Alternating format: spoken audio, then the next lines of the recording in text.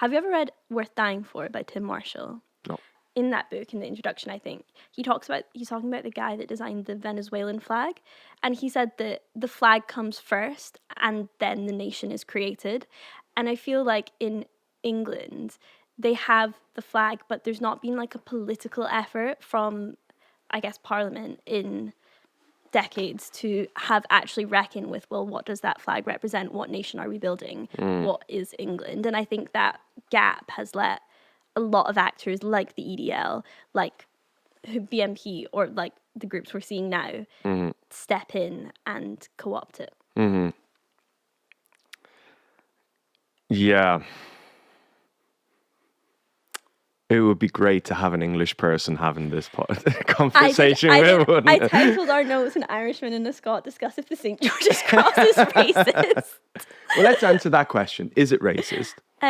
No symbol or flag is inherently racist. It's just a symbol. It's the meaning that's ascribed to it. What does the St. George's flag, St. George's Cross, mean?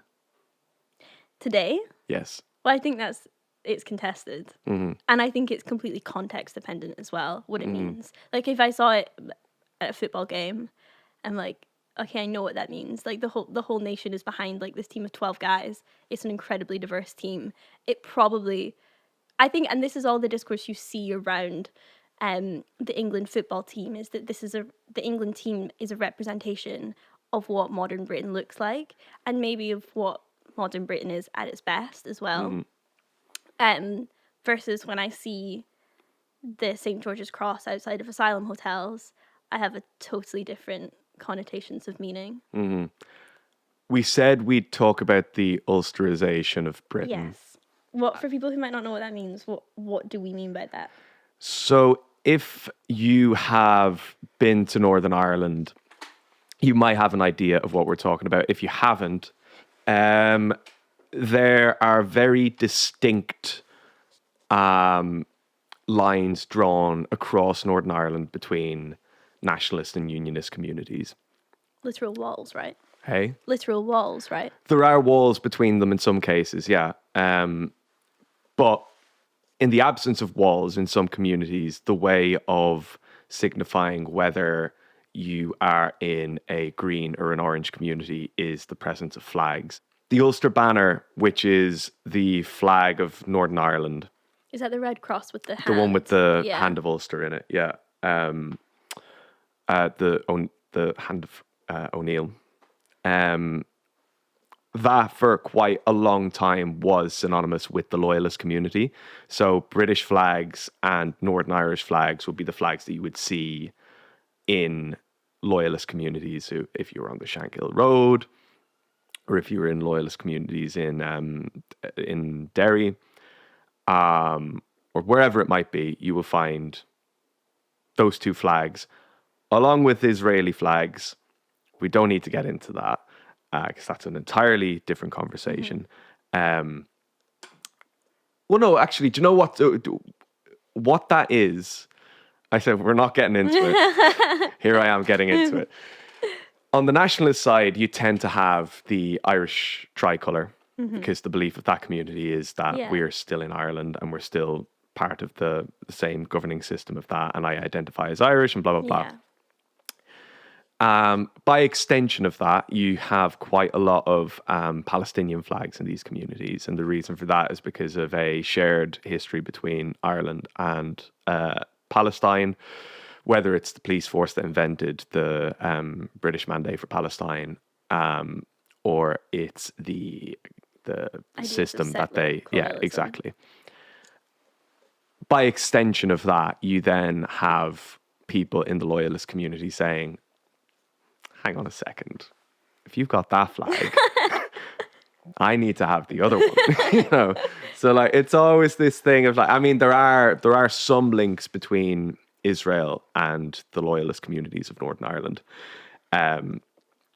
but it is often felt that the main reason that you see Israeli flags in loyalist communities is because the outgroup is what Yeah. the other side of You our define outgroup. yourself in opposition. Exactly. Yeah. You're always defining yourself in opposition. And so the Ulsterization of Britain in the last couple of weeks is, I've been cycling into work, and I suppose seeing British flags generally in London Yeah. is less of an intimidating or like associated with racism or xenophobia. Yeah, because you have the royal family, the Exactly. Jubilee, like all you're these on events. Oxford Circus. Like, as an Irish person, you're in the first couple of months that you're in London, Yeah. you go to Oxford Circus and you see the British flags the whole way down. You're like, what am I doing here?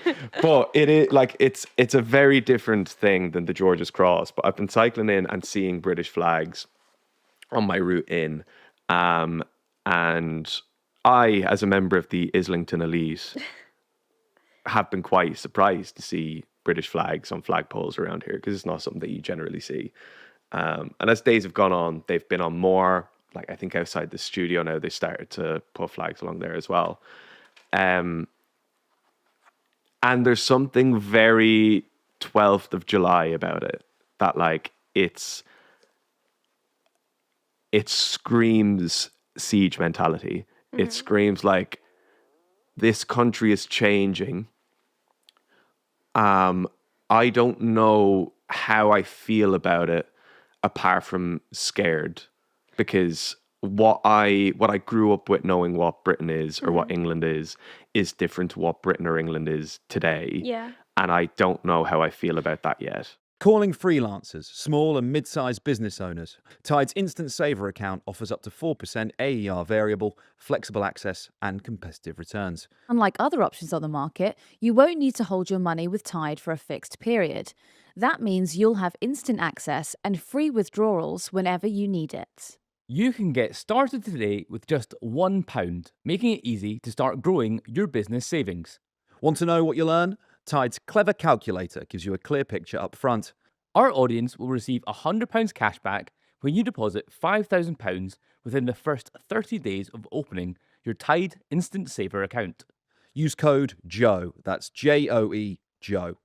New members receive an annual equivalent rate of up to 4% AER variable, free for 6 months. For the full offer, visit tide.co/Joe. T's and C's apply. I think there's also where once this rhetoric, say for example during the Brexit campaign, was kind of confined to certain areas of Britain, often more deprived areas. Now we're seeing it enter in and have reaches into areas and communities that it maybe previously didn't have a foothold in, which I think is the vibe shift. Yeah. Is that this rhetoric is gaining traction in places where it previously didn't have any. I wonder, though, if an aspect of it is like an astroturfing thing, because, I mean, you've been to Epping, you've been to Canary Wharf, you've been to a couple of these migrant hotel protests. Is it fair to say that you see a lot of the same characters at these things? I would actually say you see more locals than you imagine there. Right. Like, I think there is this, or people want to believe that it's all people being shipped in from outside, this organized far right, which definitely is there and definitely exists, but you're like doing a disservice to understanding what's happening if you are not acknowledging how many locals are there and how, even if they're not directly from the town, maybe they're from like the next town over, Sure. and they've come in from 20 minutes away, but that's still local to the area. Yeah. And I feel if you're ignoring that and that dissent and that anger, then you're failing to understand what's going on. On that note, should we quickly talk about Nigel Farage's mass deportation plan? Let's talk about it. So, Nigel Farage... So I'm sure they're all fed up hearing a Scot and an Irishman talk about their flag. Yes. Let us know what you think about the flag. We'll read it out next time. Yeah. So, Nigel Farage, the Youth and Reform are doing a press conference in Oxford today at 10:30, where they're going to announce their plan and the costings of that plan for mass deportation. They want to forcibly remove hundreds of thousands of men and women who came here without permission and not just new arrivals. If they don't accept £2,500 and a free flight to leave. If they don't accept that offer, they would be imprisoned at military sites before being sent back to the places they fled on one of 5 daily deportation flights, or to a fee-receiving third country like Rwanda, presumably if there wasn't a returns agreement, for example, with places like Afghanistan. And this would all be enabled by leaving the European Convention of Human Rights, the 1951 Refugee Convention, and the UN Convention Against Torture, and the Council of Europe Anti-Trafficking Convention. I can see no unintended consequences of leaving any of those agreements. Is it feasible to do this? Is this what somebody hanging George's crosses outside of a asylum hotel is going to want as a scheme? Thanks to Tide and their instant savings account for sponsoring this week's podcast. New members receive an annual equivalent rate of up to 4% AER variable. Our audience will receive £100 cash back when you deposit £5,000 within the first 30 days of opening your Tide Instant Saver account. Use code JOE. For the full offer, visit tide.co/Joe. T's and C's apply.